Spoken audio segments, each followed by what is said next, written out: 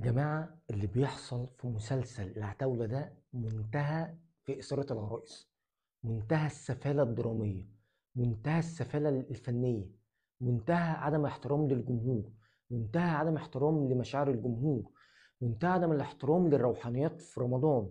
رمضان احنا قلنا شهر حتى العبادة ليها خصوصية.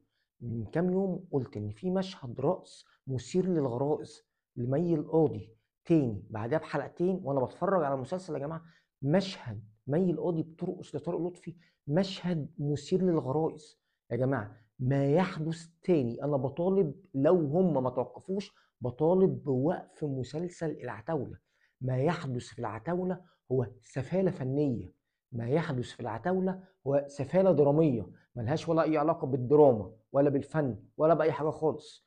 ما يحدث في العتاوله تاني عدم احترام للعبادات في رمضان، عدم احترام للروحانيات في رمضان، عدم احترام لآراء الجمهور والنقاد، عدم احترام لأي حاجة. ناس مش سامعة. أنا بلوم عليك يا طارق يا لطفي، أنت بلوم عليك يا طارق يا لطفي. ده المفروض كنت يا طارق يا لطفي تقول لهم مشهد زي ده أنا ما أعملوش، مشهد زي ده ما ينفعش. عايز توصل فكرة معينة، لونج زاوية لونج من بعيد لقطة لقطتين خلاص وصلت الفكرة. أنا ما بقولكش ليه المشهد، لكن أنا ما ألومش على ممثلة صغيرة أنا أصلا أول مرة أتفرج عليها، ما ألومش على مخرج اصلا مثير للمشاكل احمد خالد موسى، لكن الوم عليك يا طارق يا لطفي. فيا طارق يا لطفي ما ينفعش، يا طارق يا لطفي ما ينفعش. صناع مسلسل العتاوله تاني يجب وقف. فين المجلس القومي للاعلام؟ فين المجلس القومي للاعلام؟ من المهازل المهازل الفنيه دي سفاله فنيه، دي سفاله دراميه ما يتقاش عليها غير كده. ده عدم احترام. دي مشاهد مثيره للغرائز في ليالي شهر رمضان الكريم وشهر رمضان الفضل. دي العباده نفسها يا جماعه ليها خصوصيه في رمضان، العباده في رمضان غير بره رمضان.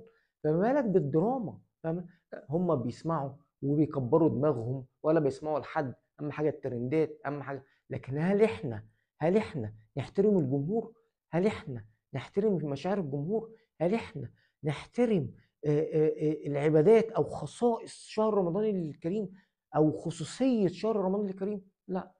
طز في كل ده. احنا سنثير الغرائز، احنا سنرتكب سفالة فنية، سنرتكب سفالة درامية.